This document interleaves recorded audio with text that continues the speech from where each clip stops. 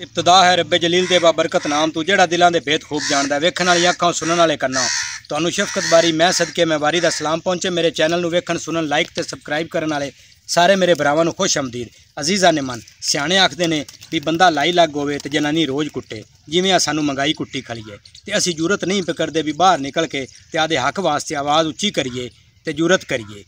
असी गड्डे भी खाधी जाने ते लित्तर भी खाधी जाने ते जिवें कोई आखी जांदा है उवें ही उहदे मगर लग के ते पुट्ठा सीधा कीती जाने। बंदा सी ते ओह बह के ते होटल ते रोटी खांदा पिया। उत्तों एक बंदा गया ते उन्हें उन्होंने आख्या भी 500 रुपया दे, मैनू उधारा बड़ी लोड़ है। उन्हें उन्होंने 500 रुपया दिता। सावा बह के ते उन्हें कुकड़ी का गोश्त मंगा लिया नाल सोडे की बोतल रहता रूता ते बह ते रोटी खावन लग पिया। जिन्हें उन्होंने 500 रुपया दिता वो रोटी दाल नाल पे खांदा।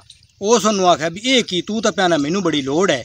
उस आख्या चुप कर, ये गल तेरी समझ च नहीं आनी, जेड़ा काम मैं पे करदा बैठा ना वो जरूरत वाले बंदे का काम।